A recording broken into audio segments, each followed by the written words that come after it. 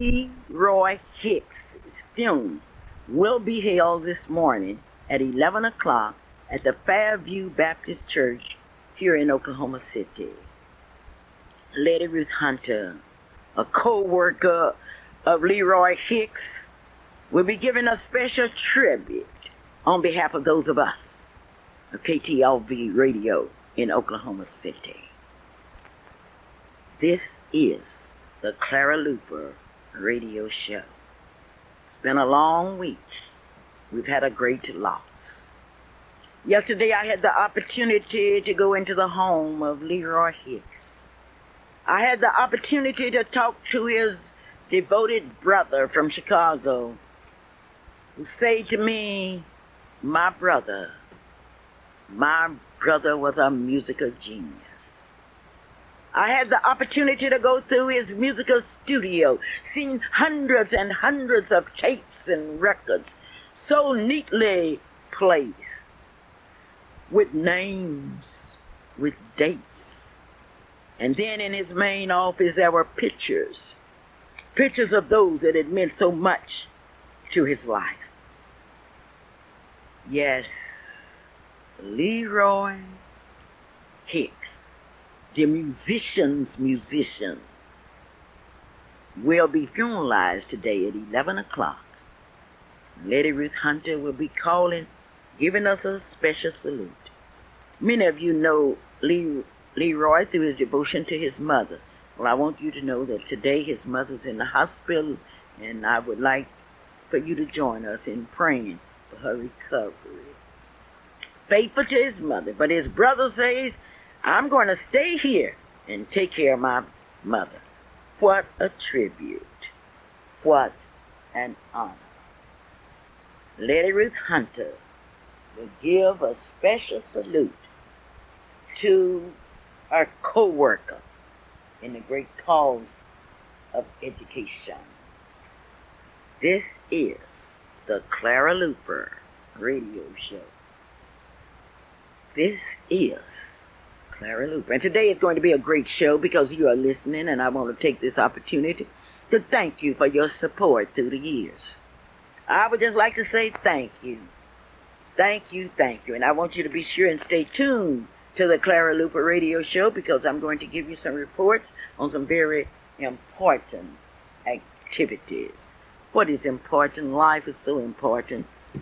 Life is so important. And then during the past weeks, we have lost so many of our friends. And then sometimes we stand on the sideline and say, why didn't I do that? That's why today is so important. Gates Barbershop extends sympathy to the students, the friends, and hello? Why, hello, Mrs. Luper. How are you doing this morning? And hello, radio audience. Letty, I'm doing fine. And as I looked over the pages of history that recorded Leroy's life, as I listened to Mr. Ross and his brother and some of his friends as they talked about him, I just discovered that if I wanted the community, the state, and this city to really understand Leroy Hicks, I would ask you to do it because you worked with him. You were there. Yes, Mrs. Luper, I did. I was privileged to work with Leroy Hicks for several years, and I found him to be a most wonderful person, congenial person. Let's talk a bit louder so I can hear you well. And congenial person. So, I would be happy to say something about Leroy Hicks because Leroy Hicks was associated with all of the teachers that was on D Hall because he was at the end of the hall.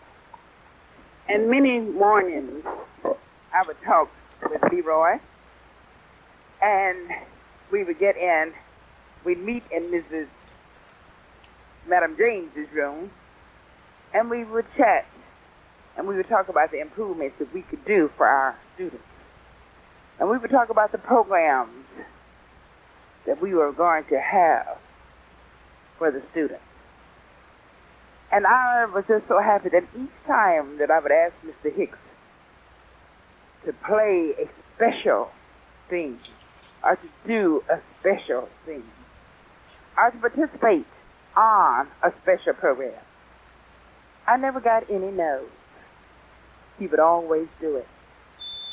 I'm thinking about the many church programs that I asked him to play and be on for me. I'm thinking about the number of award programs that was held at Douglas High School. And as you reflect, and if you ever pick up any of your back programs, the choir had a position on those award programs. For our commencement exercises, the choir had a position on that program. When we had our homecoming program, the music department that Mr. Hicks directed had a position in those programs. For our Christmas program, Mr. Hicks choir gave the program. And I remember for my fashion shows, Mr. Hicks would always furnish me some solos, duets, and trios for my fashion show. And the talent program that he gave was superb. Each time that he sponsored the talent program, it was on a standing room. The auditorium would be packed because he believed in perfection. Perfection. And this is what he would do. I remember one time there was a girl who was in the choir, and this girl was singing some bad alto, and I said, Mr. Hicks, he told, no, Miss Hunt, I'm going to keep it. And you'll be surprised with that soft voice that he would say, what she will do when she's in here for a few weeks. And then on one program, that girl was standing up there singing in a trio. I couldn't believe it. He was a wonderful music teacher. Somehow he could take that voice and make it do things that you wouldn't believe that voice could do. Not only that, I remember one time I asked Mr. Hicks, would you like to play for our Miss Black, Oklahoma City? So he said, yes, Mrs. Hunter, I'd be happy to play for you. And I told him about the practices that we're going to have and where the program was going to be. Now, our practice was at one place, but the program was at another. And on this particular time, the program was at the Skirving Hotel. I don't remember how many floors up it was, Mrs. Luper, but it was up several floors, maybe on the 8th or 9th floor. And Mr. Hicks told me, he said, Miss Hunter, you do not know that I'm afraid of heights. I never go where I have to go up or even go up an elevator. I'll walk up. And he said, but I guess I'm going to have to ride up this elevator. And he said, I'm doing this for you because I don't go up on elevators. So I laughed and we talked about it. So I said to him, Mr. Hicks, I sure appreciate this and let me know that I'm something special to you. And he said, you're right. You're special, all right. But I'm telling you how he would do things against the will of his better judgment. He didn't like that flight, and I don't know how many times he had to go upstairs for that practice. But he did it. Well, I was back in Oklahoma when he had it at Given Hotel. Then I look at the number of funerals that I go and he would be praying for those also. Then he would take his choir to any church that would invite him. And I've gone with them on many occasions just to hear the choir sing. And he had a wonderful choir. And I how he mastered those hundreds of kids and did such a beautiful job. And when they appeared, they were all well-dressed, in uniform, heads up, and walking with dignity.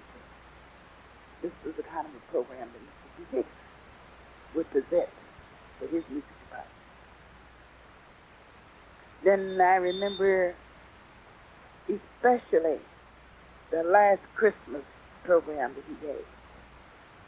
And he would always have a special song that he would end his Christmas program with. So you never have to worry about what is going to be the last song and when is it going to be, because we knew that he was going to always play a special song for the ending of his Christmas. The community is missing a wonderful servant. And I know his church is going to miss a beautiful, beautiful pianist, organist. And I talked with him just a week ago, a week before he passed.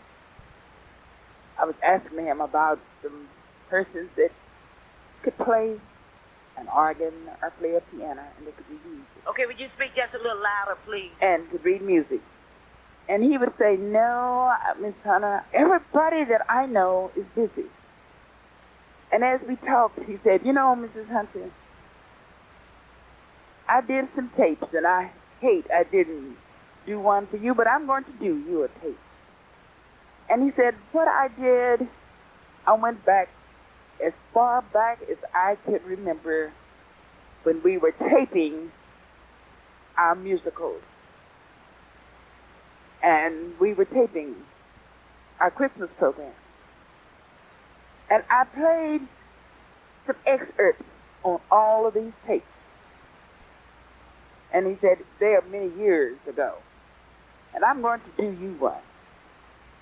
Because I feel that you and Madam Jane are persons that I really should have given a tape for and who's deserving to have one.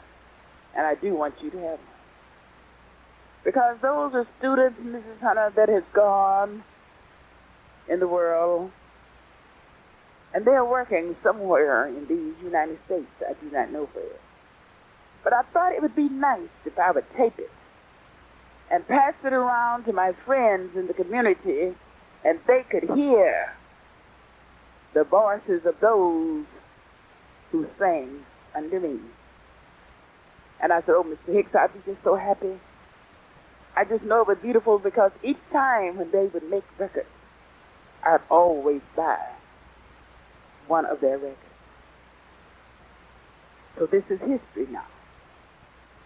So I'm sure if you have one of Douglas High School chorus records where Mr. Hicks was the music director, you're going to cherish it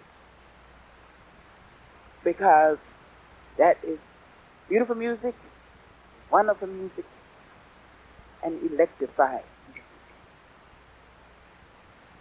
I hope that they will continue this kind of a thing that was in the music department at Douglas High School, because it was a tradition that Mr. Hicks set up, and I feel it has made a contribution to our community, and not only community, to our state and to our nation. And I regret so very much the loss of Leroy Hicks. And to his family, I want to extend my heartfelt sympathy, because we could say that he lived a wonderful life and he fought a wonderful battle. And the Lord only told him, Leroy, I'm ready for you now to come up higher. So some of that music that you gave there to those on earth, you can bring them now with you and play them in heaven. Yes, Clara? Thank you, Letty. You've heard from a co-worker of Leroy Hicks. Now for a young man that went to Douglas High School, Calvin, all about Hicks. Mrs. Hunter, that was beautiful. Mom, thank you for the opportunity to be on here to talk about a good friend of mine. I can remember when he first seemed like when his first 2 years at Douglas High School, I was a senior there at Douglas. I had an opportunity to watch Mr. Hicks' entire career at Douglas High School. I, too, like so many of the students that did not have an opportunity to go to his classes, was still influenced by his great works and by the students who did go there and the talent that he was able to get out of some of the students who heretofore had barely thought they could sing. But when they left Mr. Hicks's classroom, they came out with new inspiration, new dedication, and most of all, new confidence. Love a person until you lose it. You lose them. Now, that's absolutely true, Mom. Because Mr. Hicks and several other people that have passed on, that, you know, the influences that people have on your life, you really don't miss it until you get near the phone and decide to talk to somebody or go someplace where you... Program is being made possible. If you're thinking about doing your shopping and spring is coming and you've been praying for the day that you could go to a black dealership, well, I have news for you. Part of our program is being brought to you by... I really enjoy telling you about a daycare center. That's more than a daycare center. It's an opportunity for preschoolers and others to learn the basics in math and science and art.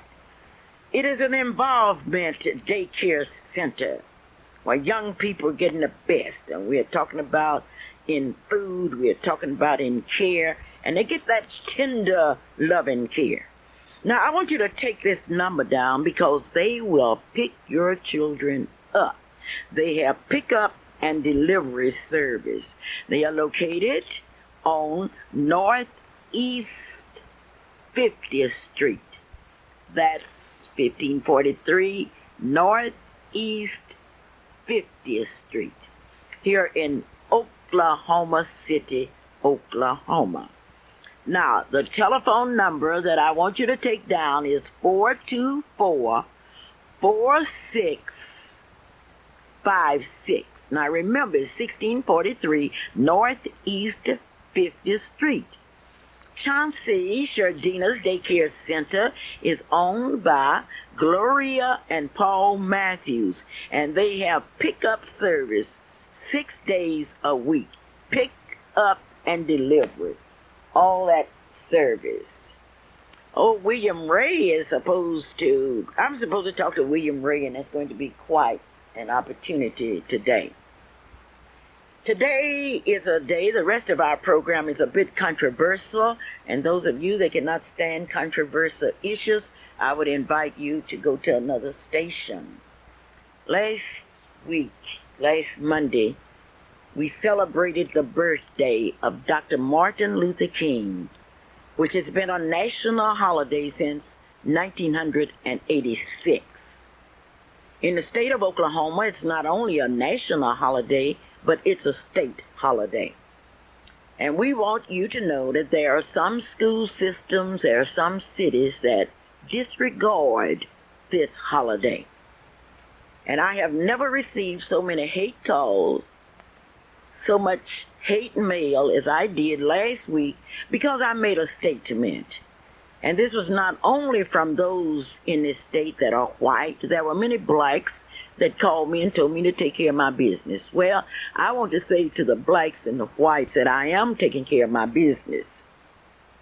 John F. Kennedy said some years ago that a torch has been handed to a new generation. Martin Luther King said injustice anywhere is injustice everywhere. Now, I have some questions to ask those of you that have kept your mouth shut, so like it was sealed, like you were afraid to speak out, criticizing me because I say that in our state we do have people that's drunk with racism. Now, I must defend my statement. When a person is drunk, he is not aware of what's going on around him. He cannot walk the straight line. Now, that's what happens when you are drunk. You cannot walk the straight line. There are many people that are drunk because of alcohol.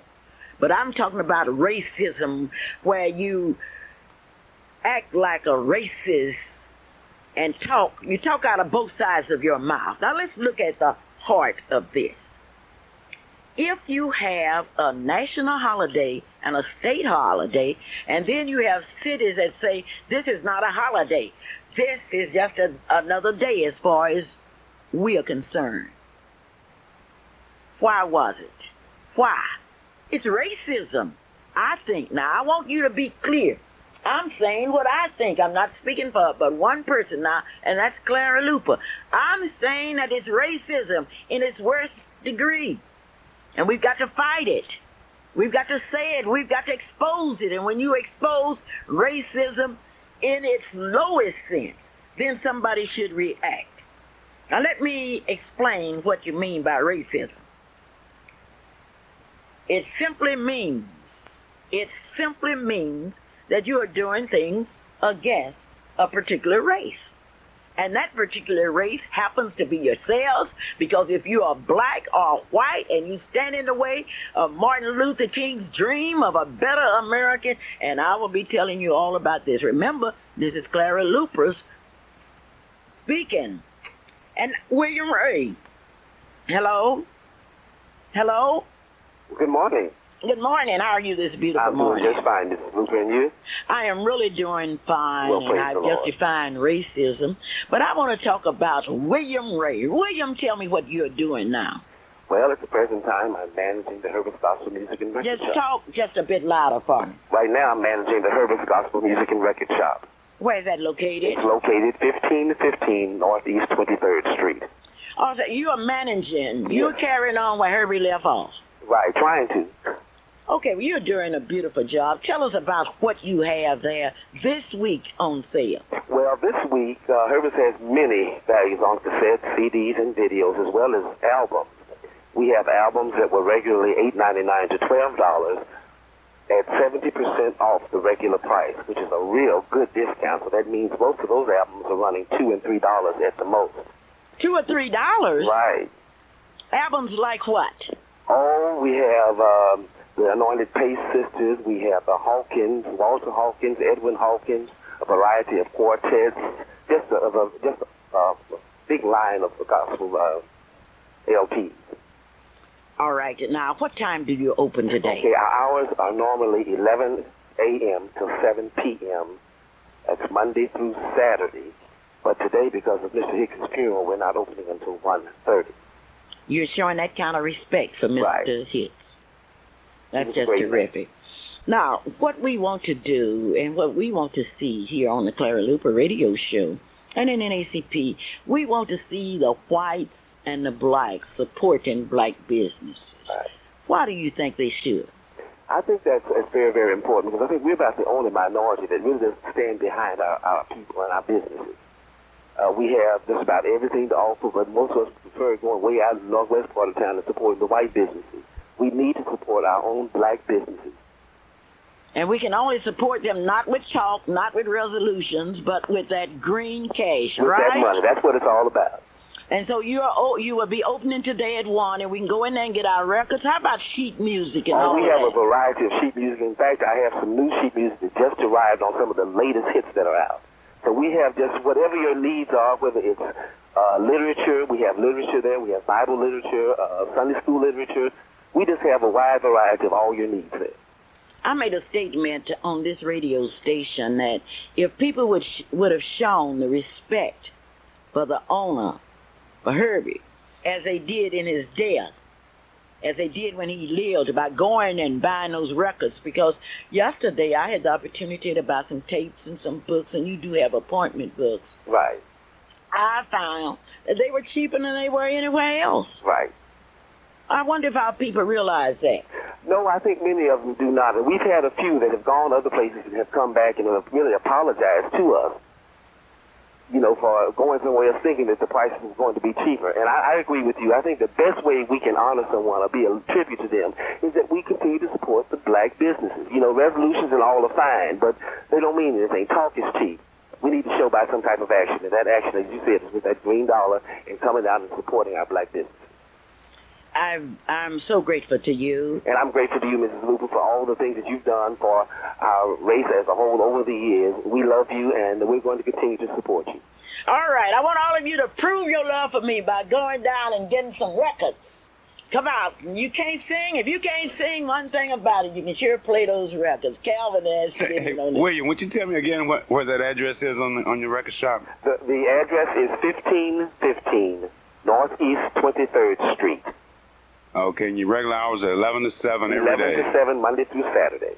All right. Congratulations, man. Good luck. And thank you, and God bless you. I hope you aren't playing the piano there during break time. Well, as much as I can. Okay. Well, You all have a so blessed day now. kindly, William. Okay, bye-bye. Bye-bye. This is the Clara Luper radio show, and I was talking about races. For example, now I'm saying that Martin Luther King's birthday is a national holiday, and some of you have compromised your principles. I received a letter from Yukon Public School which says that they are taking his day as a professional day. It's not a professional day, it's a holiday. All teachers had to report for work. The same thing was true in some other school systems. Now, I would like to read one of the hate letters that I got. It says, Clara Luper, the Martin Luther King holiday is a farce, and that King was a hypocritical, immoralist, unworthy of being honored with such a tribute. There are many of us who don't and won't observe such a ridiculous holiday. Mom, would you tell me tell me in this and the most intelligent listening audience in the world why you celebrated Martin Luther King's holiday? Oh, I celebrated his holiday first because it is a holiday. I celebrate other holidays. I shoot firecrackers on the 4th of July, and yet that day did not mean anything to black people because Thomas Jefferson, the author of the Declaration of Independence, was a slave owner. I celebrate the birthday because it has been approved by Congress, signed by the President of the United States, that it would be a national holiday. The governor of Oklahoma has declared it a state holiday, and that's why I celebrate it. And anybody that says that Martin Luther King was a hypocrite doesn't know history. Now, Calvin, let me show you how people would do. They would grin in your face and say, oh, I love black people. I love everybody. And then write and tell me they aren't going to celebrate a holiday because Martin Luther King was a black man, but they don't understand history. Let's go into the racial identity of all others. You're telling me you aren't going to celebrate Christmas because Jesus was a Jew? What are you talking about? Now, you always criticize me because I take on fights. I'm going to criticize you because you didn't open your mouth. You live out in Midwest City. You live in Dale City. You live in Bethany. Why don't you open your mouth? Bethany is a religious town. And I noticed one thing, Calvin, in dealing with all of this. I think that we should recognize these people. And they aren't our friends. Bethany, Waracre, Putnam City, El Reno, Nova, Deer Creek, Norma, OU, OSU. Now, let's look at it very seriously. These are people. Let's look at our colleges and universities that teach. They have grants for human relations. They teach everything except human respect. How long will it be before Oklahoma State Technical School? How long will it be? Not long. Because we are going to them. These are the intellectual people in our state and say, come on, let's walk. Let's walk. Let's realize that we have been drunk with racism.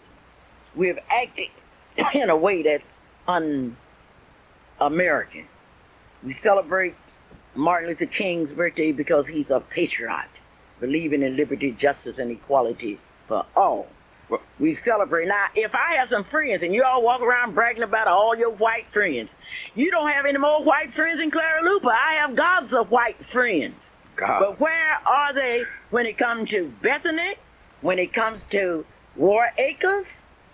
And you saw how many you had yesterday, or day before yesterday, when a group of students got beat up. And I want to talk to Lance Cudjoe at this time. Lance? Lance? Yes, ma'am. How you doing?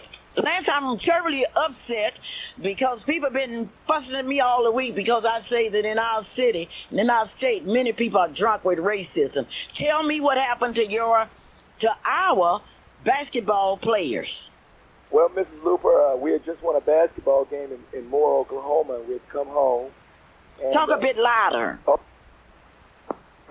Just a little louder for me. Yes, ma'am. We had just won a basketball game in Moore, Oklahoma, and we'd come back to the school. And I talked to back to the school, and I just talked to the players and congratulated them on a win. And the basketball players went out in the parking lot, apparently, and began, being jovial and happy about winning and horse playing and things like that. I had a young man that I was putting uniforms away and straightening everything up in the gymnasium before I left. And I had a young man came in, and one of my ball players come in and run to me and told me that I need to come right away, that they were having a problem with the police department. So I went outside. They were having a problem with whom? With the police, with a policeman. And now this is at Northeast High School, this is right? Northeast High School in the parking lot. Okay.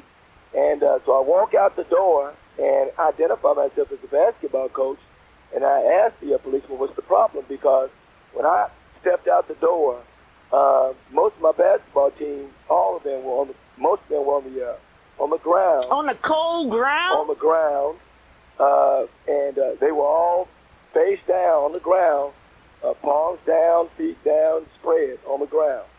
Yeah. And they had flashlights on them and other things. And so I identified myself as a basketball coach and asked what the problem was. Well, the policeman yelled to me to stop and... to stop doing what? To stop where I was and not take another step. Okay. To halt. And so I did. I stopped. I didn't take another step.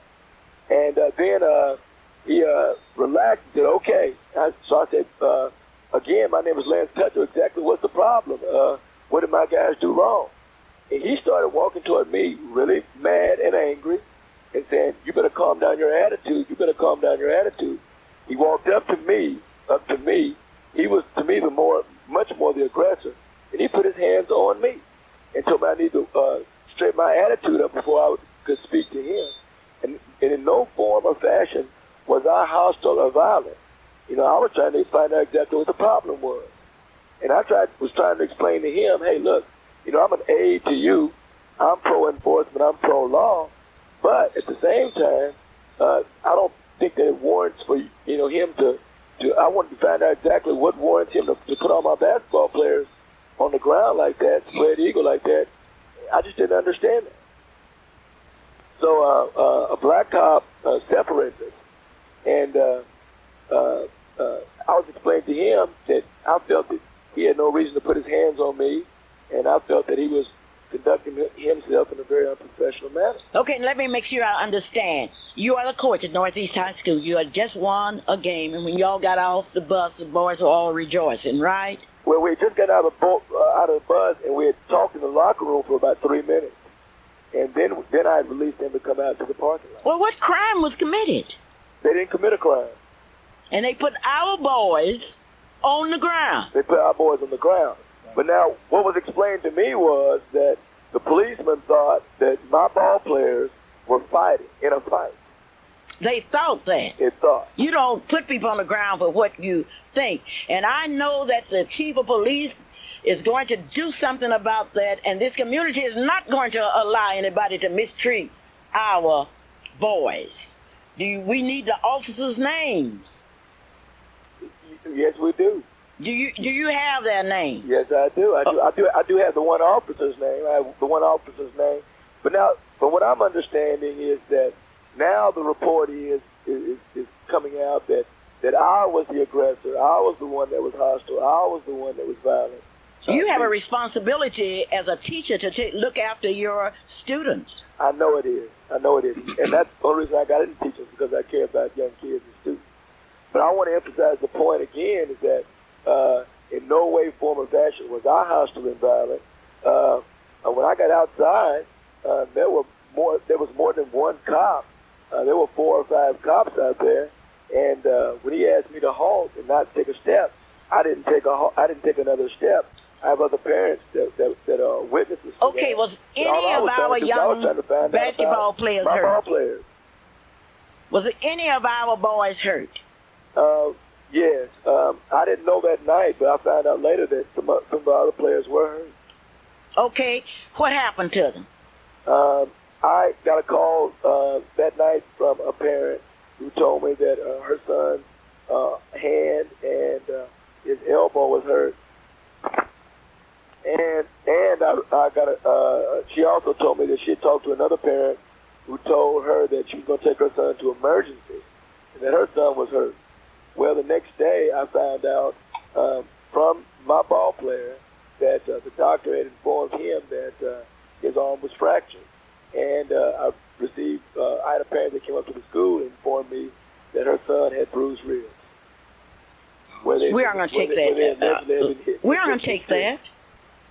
And I call upon the patrons, not only of Northeast High School, but I call upon the freedom-loving people all over this city. So let's get behind. Now, Mr. Cudjoe, what do you think we should do first? Well, right now, the parents are going to get organized, and they're going to make a decision exactly what type of action that they want to take.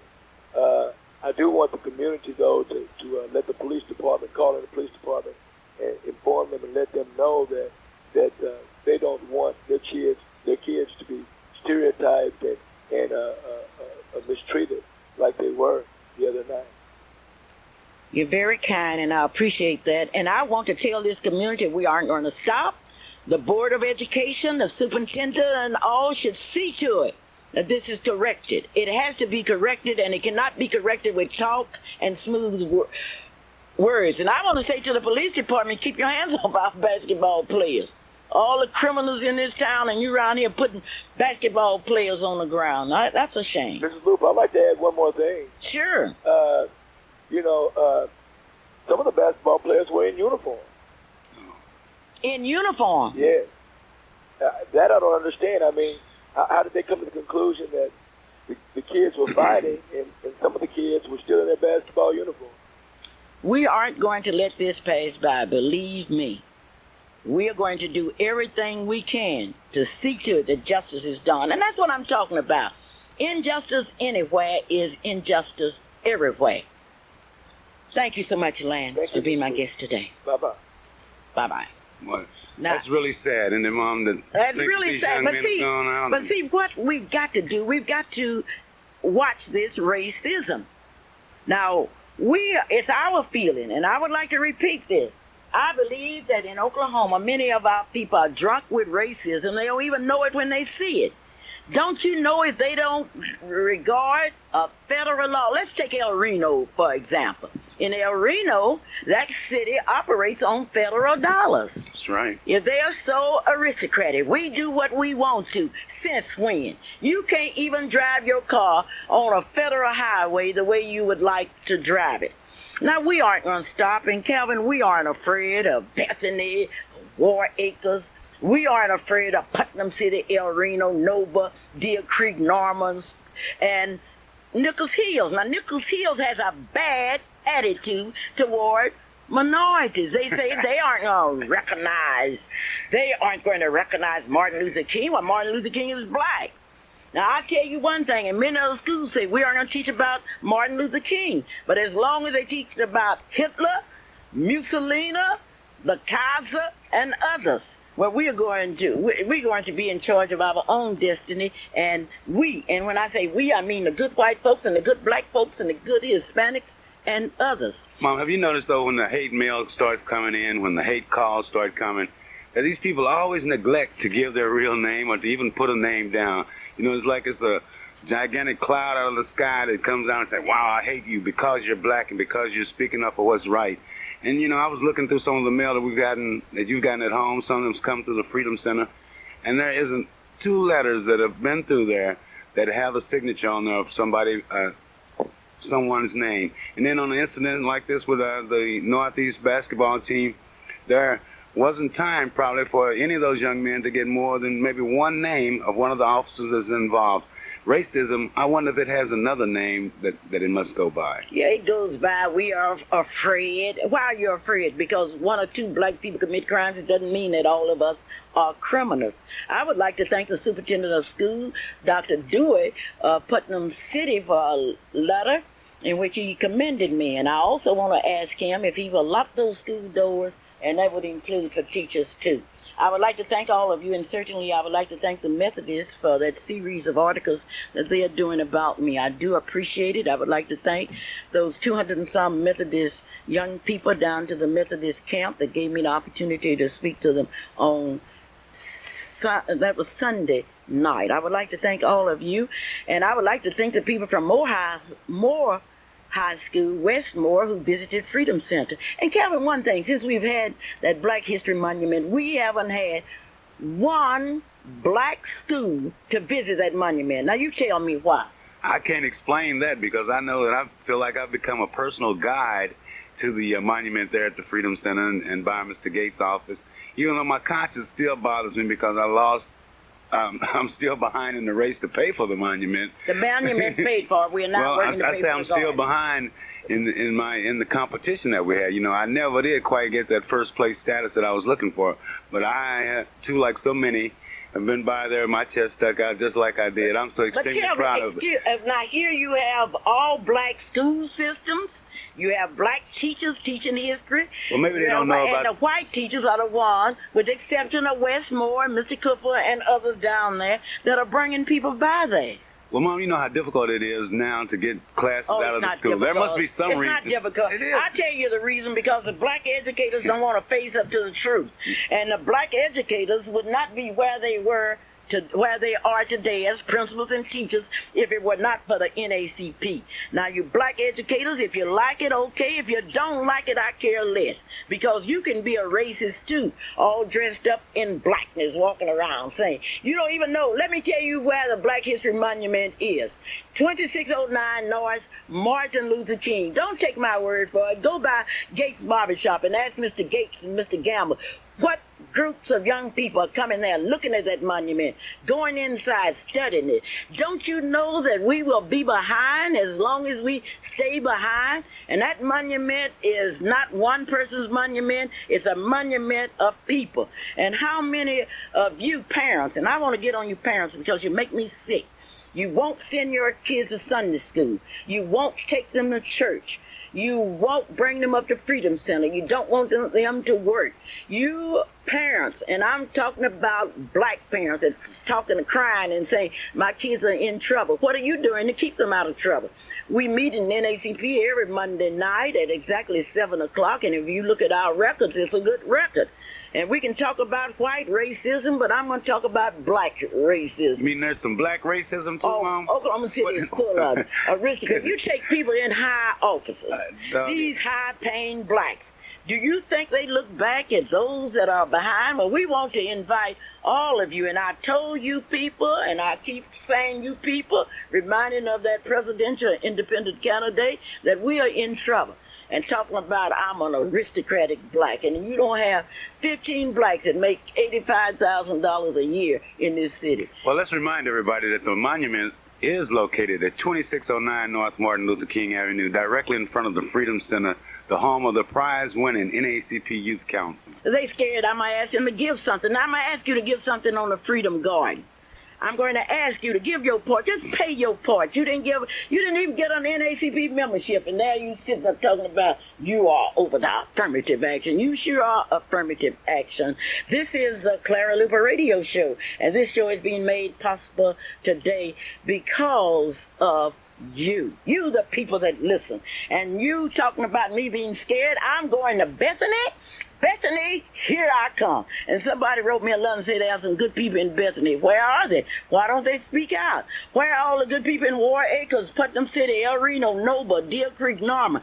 Now, these universities got a racket going. If you can play ball, great. Look how OU rejoiced to get this young basketball player from Winterwood. That was Allen. A football player, Allen. They were really happy. But then when you say, this boy is also a part of Martin Luther King. Well, we can't recognize this holiday. We got something to teach. You sure got something to teach, and you're responsible. Our educational systems are responsible. Well, it's going to be interesting the next week. We are going, and finally, Calvin, we need some conventions and tours in this town. Now, if you think black people come into a city where these little surrounding cities are so racist concerned that they will not recognize a holiday for Martin Luther King, I think that's a shame, and I think you better get up and do something about it. Now, those of you that are calling me and calling me names, call me something new. That's what I hate about curse words. You don't have 15 curse words and just repeating the same old words. Why don't you go to a dictionary and use some names? You can't scare me. You can't jive me. I was born on Bull Street, Helper Avenue, ran to my back door, and my telephone number is K-O-K-O. And if you're wrong, you're wrong. You just wait till next week. I'm going to call your names. And I'm going to tell you exactly what you say. I'm talking about is none of my business. My business is my business. And the funniest one I got, Cal, one recommended that I would be fired. Isn't that something? It is. I wonder who would fire you. And what would they fire me for? I have served my sentence. I have taught school for over 40 years. Well, I don't think you should look at it like that, Mom, because you're a very special teacher. You were a very special teacher, but then you continued with it, like so many teachers that have retired. But they don't fire me, Calvin.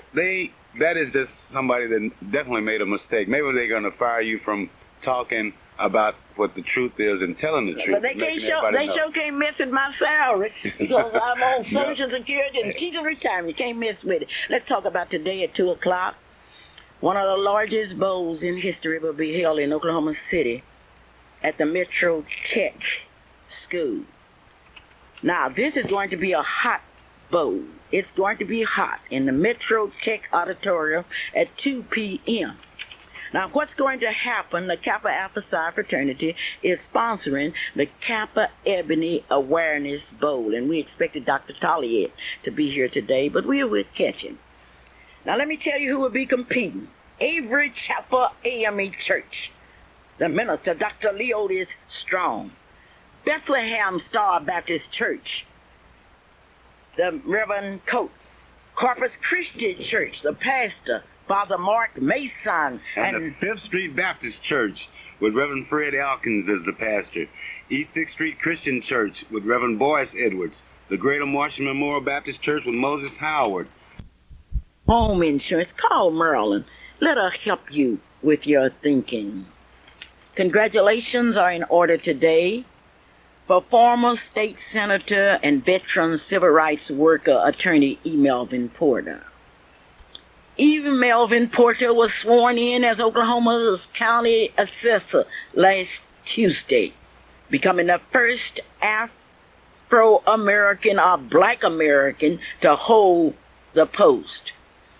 Congratulations must be extended to Commissioner Shirley Darrell, who fought and recommended E. Melvin Porter. We would also like to thank F.G. Buck Buchanan, who voted for Porter's appointment. Thank you, thank you, thank you. We have prayed and asked for the day that black people would be able to stand hand in hand. And today, we have a black county assessor. The question came up was, what was Porter qualified? And I'm very proud that someone called me and asked me if Porter was qualified. And then I began to ask, who is really qualified to hold a job? That's a good question. Are you qualified on your job? Who told you? What kind of qualifications did Fred Snyder have? What kind of qualifications? Let's look at the qualifications of people all over this country. What are we really qualified to do? There was a time that you could teach science, but all at once a whole science program and discoveries change. Who is really qualified? Now, that's a good question. I want you to think about it, and don't ever call me asking me about somebody's qualification, because I want to know your qualifications.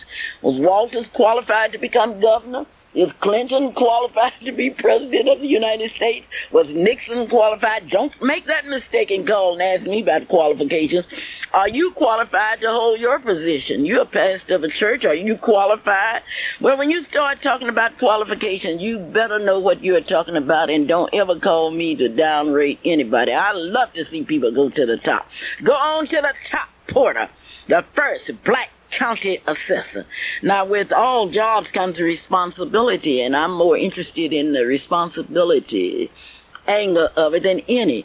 I know he will be the best county assessor that this county has ever had. In fact, he will be the best county assessor in the world. And our sponsors today would like to join in congratulating Senator Porter, Shirley Darrell, and Buchanan for this great victory. Representative Flake is coming to Oklahoma City. Representative Flake has been applauded as one of the top speakers in this nation. He's being brought here by Avery Chapel AME Church, and he will be speaking at the Metro Tech on January the 15th, and that will be at 6:30. I want you to get there at 6:30 because it will be starting, I think, at 7. Now, Representative Flake is a man with experience, with know-how. Yes, he's qualified to speak, and Flake is a flaker. I want you to hear Representative Flake. Next, on January the 9th, which is today, the Keepers of the Dream Award luncheon will take place at 12 o'clock at the Oklahoma City Trade Winds Central Inn. Reverend Tyrone Crider, pastor of the New Hope Baptist Church of Chicago, will be the guest speaker. There will be a salute to the Black Church, which is a foundation of the civil rights movement. Many of you might remember Reverend Crider as the former president of Operation Push. Reverend Crider is also a former student government president at Morehouse College and was a key coordinator of the Second National March on Washington. He has worked for years with Reverend Jesse Jackson and has been honored by the Congressional Black Caucus.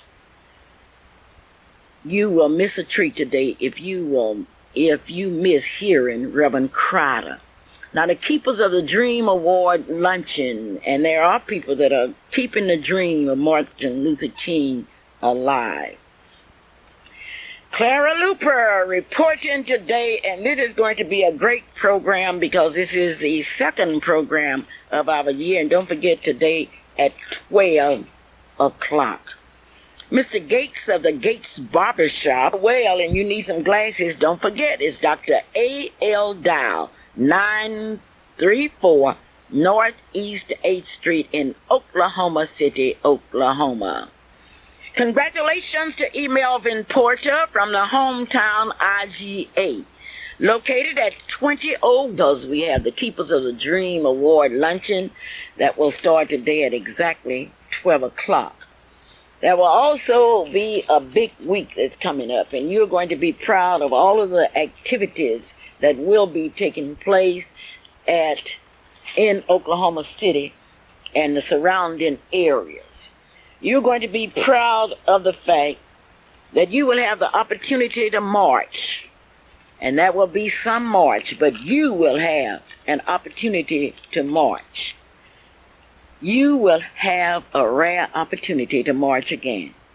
You will be marching because Dr. Lynn Mims, pastor of the Oklahoma City Christ United Methodist Church, will keynote this year's religious observance commemorating Dr. Martin Luther King's birthday. Events are set for January the 17th and will start with a parade at 1:30 p.m. and be followed by the program at 3:30 p.m. Yes, we come to celebrate life 24 years after Dr. Martin Luther King's death. The parade route begins at the Northeast High School parking lot and proceeds north to St. John's Missionary Baptist Church, where the program will be held. Reverend Cesar will serve as this year's parade marshal. The events are sponsored by the Progressive Oklahoma Baptist State Convention concerning clergy for spiritual renewal and the Interdenominational Ministerial Alliance. The program committee includes Dr. W.K. Jackson, Reverend J.A. Reed Jr., Reverend W.B. Parker, Reverend Wilbur Bruner, Reverend Lee Benson Jr., Reverend Lee Cooper, Dr. Major Jemison, Dr. Don Scott, and Leonard Benton.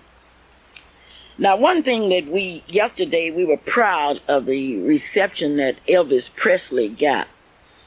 And if Elvis Presley, with the announcing and the presentation of his stamp, received that, what should be on Sunday with Martin Luther King's birthday. You mean to tell me that we don't know how to celebrate Martin Luther King's birthday?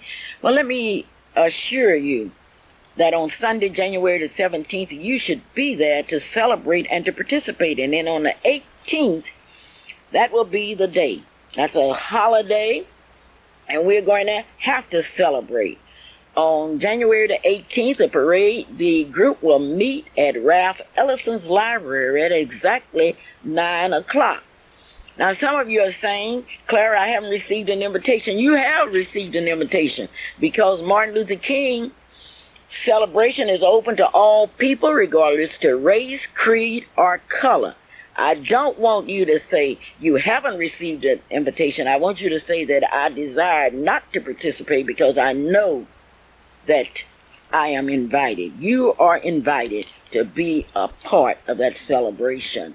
And they will parade on to the state capitol where you will have the opportunity to hear many of our distinguished people. And I certainly would like to thank the Young Methodists for inviting me to be their guest speaker. You've been very, very kind, and I want you to know that I do appreciate the opportunity of speaking to young people. I will be at Canyon's Camp, and I am very proud. I would also like to thank the Methodists, these United Methodists, because they're doing a series on Clara Luper that I think is rather good. This paper is printed in Dallas, Texas, and if you have not gotten a copy, you call me and I will see to it that you get a copy. They're doing a whole story entitled A Star of Hope Guides Clara Luper, and it tells the story of Clara Luper. It was written by Boyce A. Bounden, and I certainly would like to thank all of you from all over this state, and I should say nation, that's sending me copies of the paper that tells the story of Clara Luper and what Clara Luper remembers about growing up in a segregated society. And I would like to thank the bishop for his fine remarks and all of those that have been involved in this opportunity. And this is the first of its kind, and I'm very, very proud of it. I want you today to remember the Crossroad Chrysler Company. I was saying that, Mr. I want you to know, sir, I want the people to know that I support you 100%. Now, don't be like some of my friends. Clara, I support you. I say, okay, come on, buy my book. I'm sorry, I can't do that. But Mr. Frank L. Rucker Jr. is the owner of Crossroad Chrysler Plymouth, located at 208 Southwest 74th. I just want you to go out there and look at his stock. And go out there before you go anywhere else and buy you a new car or a used car.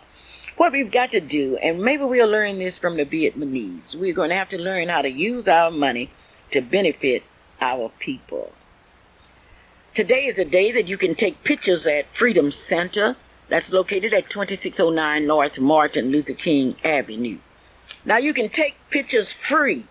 Now, I want to repeat that, because if you don't go and get your picture, if you don't go and have your picture taken, as handsome as you are and as pretty as you are, and you can get it free, now, I don't know what to say about you. Those pictures are free, and all of this is part of the Martin Luther King celebration.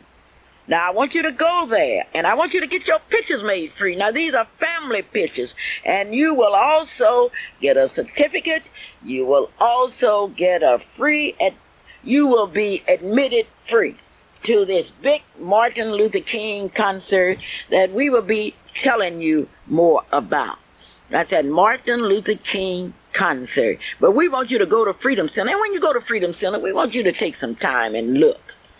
We want you to look at the wall, because on that wall you will see 246 stones that represent the 246 years that blacks were in slavery. But on most of those stones you will see writings that indicate what blacks have done through the years. Blacks and whites together have done it. Then you will see 99 smaller stones that represent the 99 years that blacks made